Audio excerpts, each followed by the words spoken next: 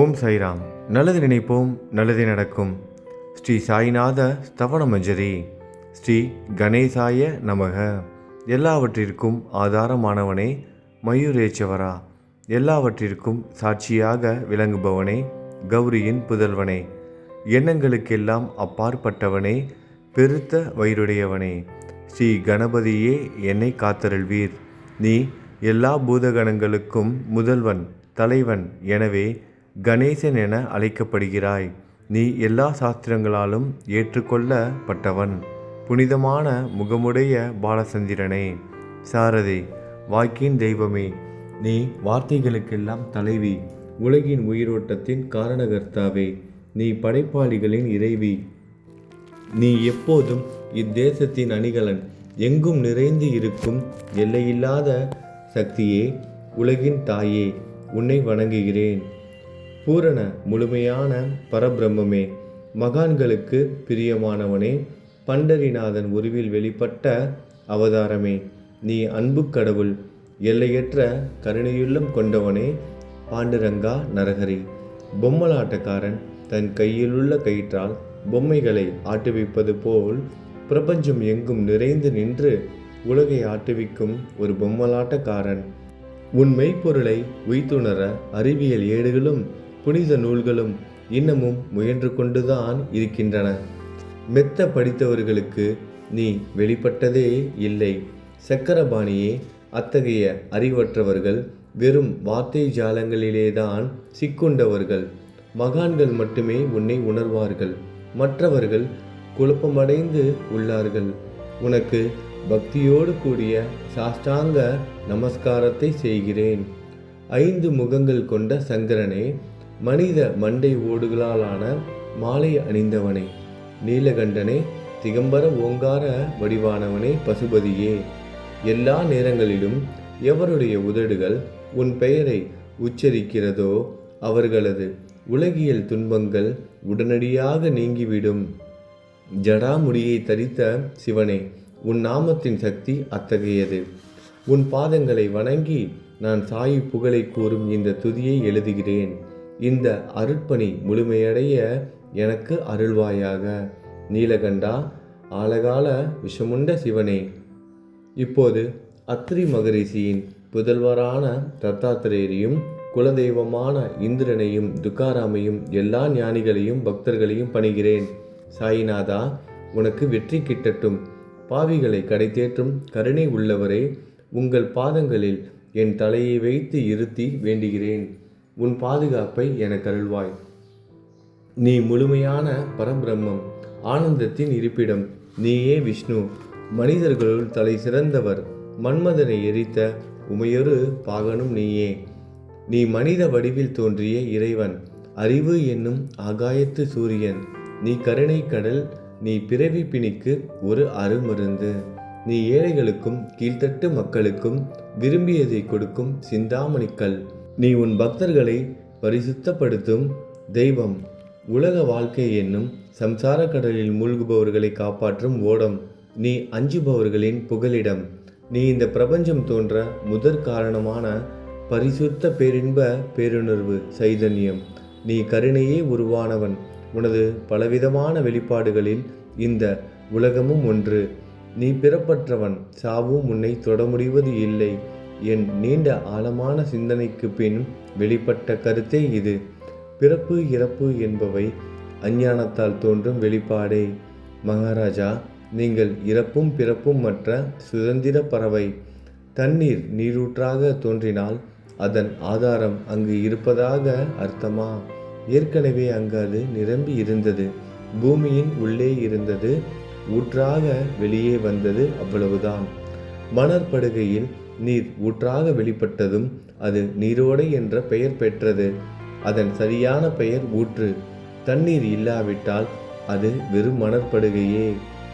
அந்த மணற்படுகையில் தண்ணீர் ஊற்றாக வந்தாலும் அல்லது வற்றி போனாலும் தண்ணீருக்கு அதனால் ஒன்றும் ஆவது இல்லை.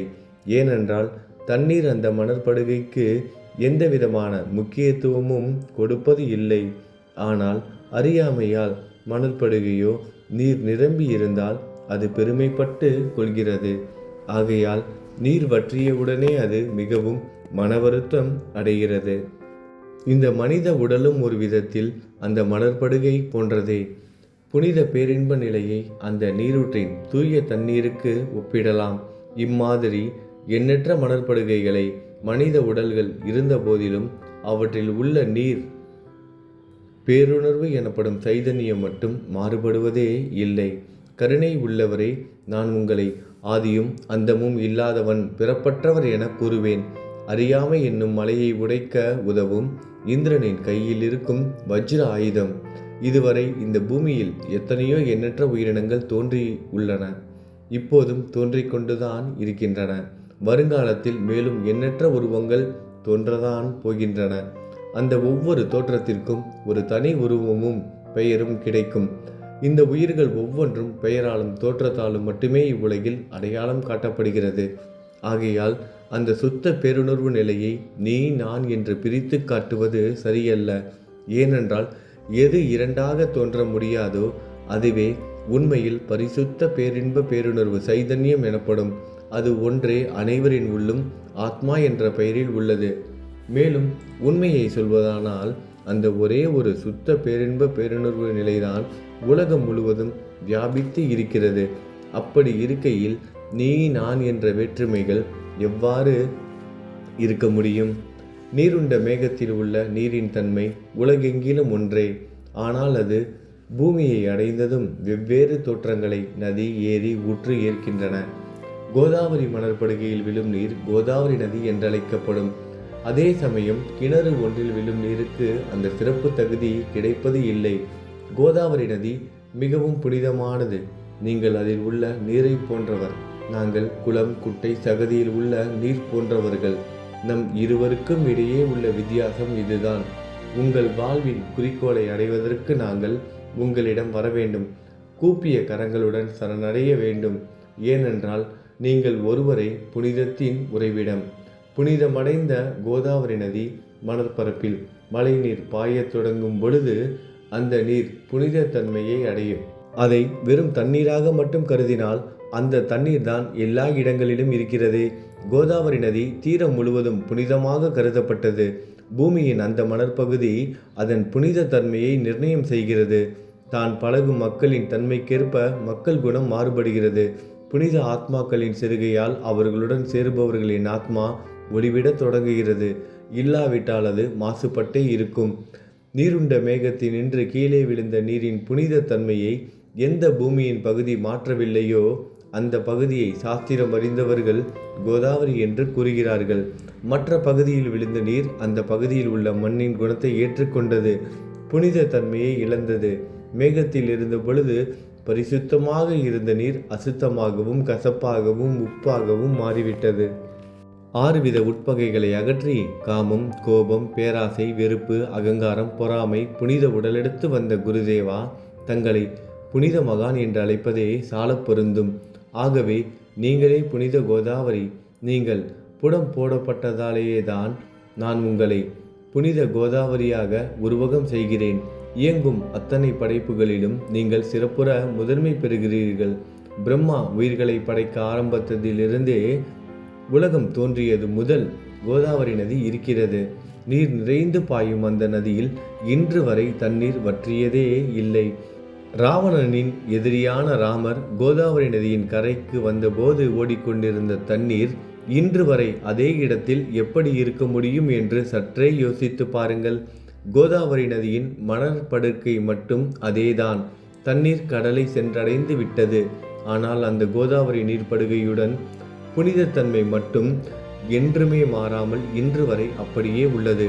ஒவ்வொரு வருடமும் பழைய நீர் வெளியேறி புதிய நீர் அதற்குள் பாய்கிறது. உங்களுக்கு தெரிந்த வாழ்க்கை நீதிதான் அது. ஒரு நூற்றாண்டை ஒரு ஆண்டாக கணக்கிட்டால் அந்த நூற்றாண்டில் தோன்றிய முனிவர்கள் பாயும் நீரை போன்றவர்கள். அவர்களில் மிகப்பெரிய மகான்கள் அந்த நீரில் தோன்றும் அலைகள் போன்றவர்கள். இந்த புனித கோதாவரி நதியில் முந்தைய நூற்றாண்டுகளில் சனாதர், சனதர், சனந்தனர் போன்ற மகான்கள் வெள்ளமாக தோன்றினார்கள்.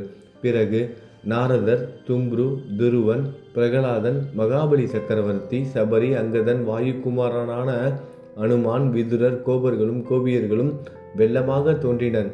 இவ்வாறு இன்று வரை கடந்த நூற்றாண்டுகள் ஒவ்வொன்றிலும் ஒன்றன் பின் ஒன்றாக மகான்களாகிய வெள்ளம் தோன்றியது. அவற்றையெல்லாம் என்னால் ஞாபகப்படுத்தி கூற முடியவில்லை. சாயிநாதா, இந்த நூற்றாண்டில் 19ஆம் நூற்றாண்டு புனித கோதாவரி நதியில் சந்தேகத்திற்கு இடமில்லாமல் நீங்கள் வெள்ளமாக பாய்ந்தீர்கள். எனவே உமது தெய்வீகமான பாதங்களை வணங்குகிறேன் மகாராஜா. நான் செய்யும் தவறுகளை உங்கள் கவனத்தில் வைத்துக்கொள்ள வேண்டாம் என மன்றாடி கேட்டுக்கொள்கிறேன். நான் ஒரு எளியவன், அறியாதவன், தீய குணங்கள் கொண்ட மிகப்பெரிய பாவி. என்னை புறம் தள்ளி விடாதீர்கள், கைவிட்டு விடாதீர்கள். மட்டமான உலோகத்தையும் தங்கமாக மாற்றும் சக்தி கொண்ட ரசவாதக்கல் இரும்பினுடைய இயற்கையான தன்மைகளை பொருட்படுத்துவது இல்லை. கோதாவரி நதி தன்னுள் கலக்கும் சிறு ஓடைகளை திருப்பி அனுப்புவது இல்லை. அநேக தீய குணங்களை என்னுள் கொண்டவன் நான். உங்களது கருணை மிகுந்த பார்வையால் அவற்றை சடுதியில் அழித்து விடுங்கள். இது மட்டும்தான் உங்கள் அடிமையான தாஸ்கனுவின் வேண்டுகோள். ரசவாத கல்லின் தொடர்பு ஏற்பட்டும் இரும்பின் இயற்கை தன்மைகள் அளிக்கப்படாவிட்டால் குருதேவா, அது ரசவாத கல்லின் பெருமைக்கு இழுக்கு அல்லவா? என்னை பாவியாகவே இருக்கும்படி விட்டு விடாதீர்கள். தங்களை குறைவாக மதிப்பிட்டு கொள்ளாதீர்கள். நீங்கள் ரசவாத கல், நான் இரும்பு. எனக்கு ஏற்படும் இழிவுகள் தங்களுக்கு ஏற்படும் இழிவுகள் அல்லவா? ஒரு குழந்தை தவறு செய்து கொண்டேதான் இருக்கிறது. ஆனால் அதற்காக தாயார் கோபமடைவது இல்லை. இதை தாங்கள் நினைவில் வைத்து கொண்டு எனக்கு உங்கள் அருள் ஆசிகளை தாருங்கள். சத்குரு சாயிநாதா, நீங்கள் எனது கற்பக விருட்சம், சம்சார கடலை கடக்க உதவும் கப்பல். சந்தேகத்திற்கு இடமின்றி நீங்கள் ஒருவர் மட்டுமே என்னை கடை தேற்ற முடியும்.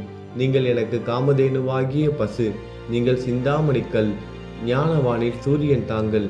நீங்கள் நற்பண்புகளின் சுரங்கம், ஸ்வர்க்கத்திற்கு ஏறி செல்ல உதவும் ஏணி நீங்கள். புனித செயல்களின் நிறைகள் நிறைய கொண்டவரை, பரிசுத்தமானவரை, சாந்தி மற்றும் பேரின்பத்தின் மொத்த உருவமே, இரண்டாக இல்லாதவரே, வேறுபாடு இல்லாதவரே, அறிவு கடவுளே, குறைகளற்ற முழுமையான அறிவாக உருவெடுத்தவரே, மனிதர்களில் உன்னதமானவரே, சாந்தி மற்றும் மன்னிப்பதின் உறைவிடமே, பக்தர்களின் அடைக்கலமே, என்னை ஆசீர்வதியுங்கள், என்னை ஆசீர்வதியுங்கள். சத்குரு மச்சீந்திரநாதர். கலியுகம் ஆரம்பித்தவுடன் மகாவிஷ்ணுவால் உலகம் உய்ய அனுப்பப்பட்ட 9 நாதர்களில் ஒருவர் நீயே. சிவன் நெற்றிக்கண்ணை திறந்தவுடன் அந்த அக்னியில் தோன்றிய மகாத்மா ஜாலந்தரும் நீயே. நீங்கள் மகாராஷ்டிராவில் தோன்றி பக்தி மார்க்கத்தை பரப்பிய ஞானிகள் நிவர்த்திநாதர், ஞானேஸ்வரர், கபீர்தாசர், ஷேக் முகமது, ஏகநாதர். நீங்கள் போதவா தத்தகுருவின் குரு நீங்களே. பண்டரிநாதரின் அடியவர் சாவதா மாலி. நீங்கள் உண்மையில் ஆஞ்சநேயரின் மறு அவதாரம் ராமதாசர். நீங்கள் மகாராஷ்டிர ஞானி பாண்டுரங்கன் மீது அபகங்கள் என்னும் கீர்த்தனை நிறைய இயற்றிய துகாராம். சாயிநாதா, நீங்கள் முஸ்லிம் ஞானி ராம பக்தர். நீங்கள் தத்தாத்திரேயரின் மறு அவதாரம் மாணிக் பிரபு. உங்களது இன்றைய அவதாரம் தோற்றம் மற்றும் உங்களுடைய எண்ணற்ற தன்மைகளை புரிந்து கொள்ள உண்மையில் கடினமாக இருக்கிறது. உங்களது ஜாதி குலம் பற்றிய எதையும் நீங்கள் எவருக்கும் வெளிப்படுத்தியது இல்லை. சிலர் உங்களை முஸ்லீம் என்கிறார்கள், சிலர் உங்களை பிராமணர் என்கிறார்கள். கிருஷ்ணரை போன்று எண்ணற்ற தெய்வீக லீலைகளை செய்வதெல்லாம் உங்களுக்கு ஒரு விளையாட்டு.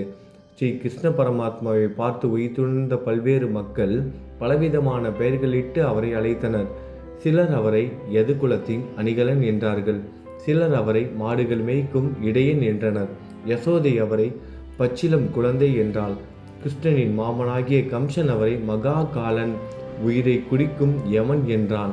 அர்ஜுனன் அவரை எங்கும் நீக்கமர நிறைந்துள்ளவர் என்றான். அவ்வாறே குருநாதா, ஒவ்வொரு மனிதனின் மனநிலைக்கு ஏற்ப, அவரவர் எண்ணங்களுக்கு ஏற்ப உங்களுக்கு பெயர்களை சூட்டினார்கள். மசூதி நீங்கள் வாழும் இருப்பிடம். உங்கள் காதுகள் குத்தப்படவில்லை. இந்து மத வழக்கப்படி காதுகள் குத்தப்பட வேண்டும். பாத்தியா ஓதுவதை பார்த்து நீங்கள் முஸ்லீம் என்று கூறுவது பொருத்தமானதே. கருணாமூர்த்தியே, அதேபோல் நீங்கள் அக்னியை வழிபடுவதை பார்த்து நீங்கள் ஒரு இந்து என்று முடிவு செய்யப்பட்டது. இந்த வெளிப்புற வித்தியாசங்களை வீண் விவாதம் செய்யும் எண்ணம் கொண்டவர்களே விரும்புவார்கள். உண்மையான ஞானத்தில் ஆர்வம் கொண்டவர்கள் இந்த வெளிப்புற வேறுபாடுகளுக்கு முக்கியத்துவம் தரமாட்டார்கள். நீங்கள் பிரம்மத்தின் நிலையில் இருக்கிறீர்கள். ஜாதி குலம் போன்றவை உங்களுக்கு முக்கியமில்லை. நீங்கள் எல்லோருக்கும் மேலான உயர்ந்த குருவாகவும் இந்த பிரபஞ்சத்தை படைத்தவராகவும் இருக்கிறீர்கள். முஸ்லீம் இந்துக்களுக்கிடையே பகைமை உணர்வு ஏற்பட்டதால் அவர்களுக்கிடையே இணக்கமான உறவையும் ஒற்றுமையையும் ஏற்படுத்துவதற்காகவே நீங்கள் மசூதியில் அமர்ந்து அக்னி வழிபாட்டை நடத்தி உங்கள் லீலைகளை பக்தர்களுக்கு காட்டினீர்கள். நீங்கள் ஜாதி மதங்களுக்கு அப்பாற்பட்டவர். நீங்கள் பிரம்மமே. உண்மையில் அதுவே நீங்கள் உண்மையில் எண்ணங்களுக்கும் அப்பாற்பட்டவர். உங்களை பற்றிய வாத பிரதிவாதங்கள், ஊகங்கள், ஆதாரம் இல்லாத கருத்துக்கள் நடமாடும் இடத்தில் என் வார்த்தைகளுக்கு முக்கியத்துவம் எப்படி கிடைக்கும்? ஆனால் உங்களை பார்க்கும் பொழுது என்னால் மௌனமாக இருக்க முடியவில்லை. வார்த்தைகளால் போற்றுதலே உலக வழக்கில் உள்ள ஒரே வழக்கம். ஆகையினால் உங்கள் அருளாசியுடன் வார்த்தைகளால் எப்படியெல்லாம் போற்ற முடியுமோ அவ்வண்ணமே போற்றி புகழ்கிறேன். கடவுளின் நிலையை விட மகான்களின் நிலை வேறுபட்டு மிக உயர்ந்ததாகவும் இருக்கும். மகான்களின் அருகில் நான், எனது போன்ற எண்ணங்களுக்கு இடமே இல்லை. கடவுளை வெறுத்ததால் இரணியகசிபுவும் ராவணனும் கொல்லப்பட்டனர். மகான்கள் கைகளால் இத்தகைய துர்சம்பவங்கள் ஏற்பட்டதே இல்லை. அரசன் கோபிசந்தன் முனிவர் ஜாலந்தரை சாணக்குவியலுக்குள் புதைத்தான். ஆனால் அந்த நிலையிலும் அரசரின் அந்த செயலுக்காக அந்த முனிவர் வருத்தப்படவே இல்லை. அரசனின் அந்த செயலுக்கு நேர்மாறாக அந்த அரசனை சம்சார சூழலிலிருந்து விடுவித்து அவனை முக்தியடைய செய்தார். மகான்களின் சக்தி இப்படிப்பட்டதே. அவற்றை விவரித்து கூற முடியாது. மகான்கள் சூரியனை போன்றவர்கள். அவர்கள் கருணை ஒளிவிட்டு பிரகாசிக்கக்கூடியது. மகான்கள் சந்திரனை போல் இதயத்திற்கு ஆறுதல் கொடுப்பவர்கள். சந்திரனின் மேன்மையான ஒளிக்கதிர்கள் போல் அவர்களது அருள் ஒளி வீசும். மகான்கள் இதமளிக்கும் கஸ்தூரி போன்றவர்கள். அவர்கள் அருள் அதன் நறுமணம் போன்றது. மகான்கள் சாறு நிரம்பிய கரும்பு போன்றவர்கள். அவர்களின் அருள் அந்த கரும்பு சாற்றினை போல் இனிப்பானது. நிச்சயமாக மகான்கள் நல்லவர்களிடமும் தீயவர்களிடமும் ஒரே விதமாக நடந்து கொள்கின்றனர். அதற்கும் மேலாக பாவிகளிடம் அவர்கள் காட்டும் அன்பு அளவிட முடியாதது. கோதாவரி நதியில் அழுக்கடைந்த துணிகளை சுத்தம் செய்யப்பட வேண்டி வருகின்றன. சுத்தமான துணிகள் கோதாவரி நதியில் நின்று வெகு தூரத்தில் பெட்டியிலேயே தங்கிவிடுகின்றன. பெட்டியில் வைக்கப்பட்டிருந்த அந்த துணியும் ஒரே ஒரு முறை கோதாவரி மணற்படுகைக்கு நன்றாக துவைப்பதற்காக வந்ததுதான். இந்த ஊமையில் பெட்டிதான் வைகுண்டம், நீங்களே கோதாவரி. கோதாவரி நதிக்கரையே நம்பிக்கை. எல்லா உயிரினங்களும் துணிகள். 6 விதமான மன விகாரங்களே அவற்றை பற்றியுள்ள அழுக்கு. அவை காமம், கோபம், கஞ்சத்தனம், மதம், பொறாமை, மோகம் என்பவையே. தங்கள் பாதார விந்தங்களை வணங்குவதை கோதாவரியில் செய்யப்படும் புனித குளியல் எல்லா பாவங்களையும் மன அழுக்குகள் போக்கி சமத்தரே எங்களை சுத்தப்படுத்தும். சம்சார வாழ்க்கையில் உழலும் மக்களாகிய நாங்கள் மேலும் மேலும் பாவம் செய்கிறவர்களாக இருக்கிறோம். எனவே மகான்களின் தரிசனம் பெறுவதற்கு நாங்கள் தகுதியுடையவர்கள் ஆகிறோம். கோதாவரி நதியில் தண்ணீர் நிரம்பி உள்ளது. படித்துறையில் துவைப்பதற்காக துணிகள் வருகின்றன. அவை துவைக்கப்பட்டு சுத்தப்படுத்தப்படாவிட்டால் அது கோதாவரி நதிக்கல்லவா இழுக்கை தேடி தரும். நீங்கள் அடர்ந்த இலைகளுடன் கூடிய நிழலையும் குளிர்ச்சியையும் தரும் மரம். உண்மையில் நாங்கள் வழிப்போக்கர்கள்.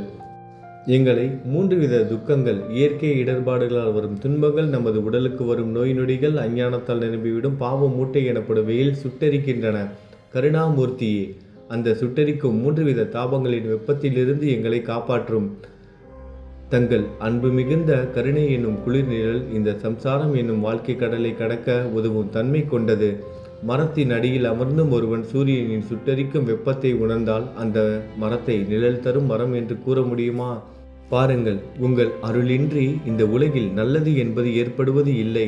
எனவே தர்மத்தை நிலைநிறுத்துவதற்காக சேஷசாயி பாம்பு படுக்கையில் இருப்பவனே அர்ஜுனனுக்கு நண்பனாக, வழிகாட்டியாக மற்றும் ஆன்மீகவாதியாக மாறினார். சுக்ரீவனின் அன்பினாலேயே விபீடனன் அரசன் ராமனின் நட்பை பெற்றான்.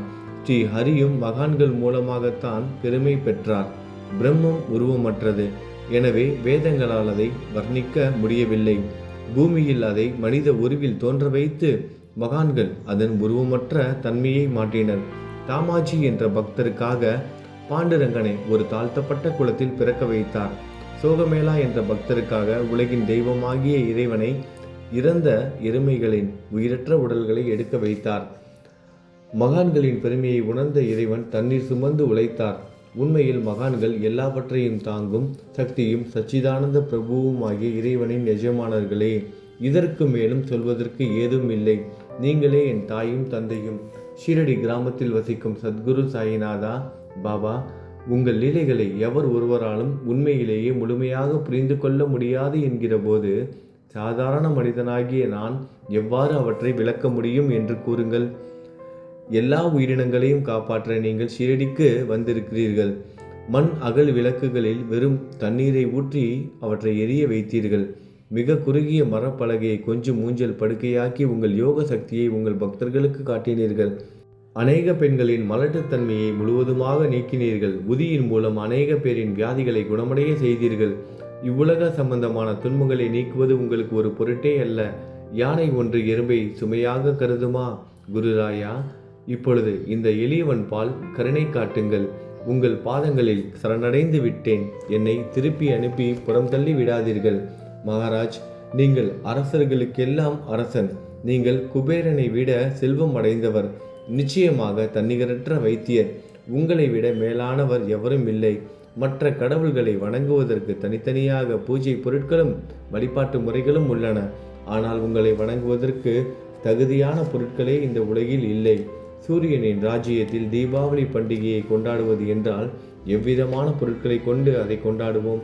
சமுத்திரத்தின் தாகத்தை தணிக்க பூமியில் போதுமான தண்ணீர் கிடைக்காது. நெருப்பை சூடாக்குவதற்கு எங்கிருந்து அக்னியை கொண்டு வருவது? ஸ்ரீ சமர்த்த குருராயா, பூஜை செய்ய உதவும் பொருட்கள் யாவற்றிலும் இருப்பது உன் ஆத்மாவே. ஆரம்பம் முதலே அவை உன் ஒரு பகுதியே. மேலே கூறப்பட்டவை எல்லாம் தத்துவார்த்த ரீதியில் கூறப்பட்டவையே. எனக்கு ஏற்பட்ட அடிப்படையில் கூறப்பட்டவை அல்ல. அனுபவங்கள் இன்றி கூறப்படும் வார்த்தை ஜாலங்கள் வீணே. சம்பிரதாய சடங்குகளின்படி உங்களுக்கு பூஜை செய்ய வேண்டுமென்றால் அதனை செய்வதற்கு தேவையான பூஜை சாமான்கள் என்னிடத்தில் இல்லை என் குருநாதா. கருணையுடையவரை, அடிக்கடி என் கற்பனை திறனின் அடிப்படையில் உங்களுக்கு நான் வழிபாடு செய்கிறேன். அந்த வழிபாட்டை இந்த அடிமையிடமிருந்து ஏற்றுக்கொள்ளுங்கள். இப்போது என் அன்பு கண்ணீரால் உங்கள் கால்களை கழுவுகிறேன். உண்மையான பக்தி என்னும் சந்தனத்தை அரைத்து சாந்தாக்கி உமக்கு இடுகிறேன். அழகிய வார்த்தைகளால் எழுதப்பட்ட இந்த துதி என்னும் கம்னியை உமக்கு அணிவிக்கிறேன். இந்த புகழ் மாலையை உங்கள் கழுத்தை சுற்றி அணிவிக்கிறேன். என் கெட்ட குணங்களை தூபமாக்கி உமக்கு முன் எரிய விடுகிறேன். தீய குணங்களின் கூட்டுப்பொருளே ஆனாலும் அது எரியும் போது அதிலிருந்து தீய வாசனை எழுவது இல்லை. சத்குருவுக்கு முன்பு இல்லாமல் வேறு எங்காவது இந்த தூபம் எரிய விடப்பட்டால் அங்கெல்லாம் அந்த தூபத்தின் நிலை கீழே கொடுத்த மாதிரி ஆகும். அதாவது சாம்பிராணியை நெருப்பில் போட்டவுடன் அது பொசுங்கி அதில் உள்ள நல்ல மனம் என்ற நற்குணம் அதை விட்டு மறைந்து போகிறது. சத்குருவே, உமக்கு முன் அதை எரிய விட்டால் இதற்கு மாறாக நிகழ்கிறது. தீய தன்மைகள், அழுக்குகள் அக்னியில் எரிந்து விடுகின்றன. உலகம் பார்த்து சந்தோஷப்படும் வகையில் அதன் நற்குணம் அதிலேயே தங்கிவிடும். மனதில் உள்ள தீய குணங்கள் யாவும் எரிந்த பிறகு மனம் மாசற்றதாகிறது. கங்கையில் உள்ள மாசுக்கள் நீங்கியவுடன் கங்கை புனிதமடைகிறது. மாயை, மோகம் என்ற தீபத்தை உமக்கு ஏற்றி காட்டுகிறேன். அதன் மூலம் என் மனம் வைராக்கியத்தை அடைய அருள் செய்வீராக.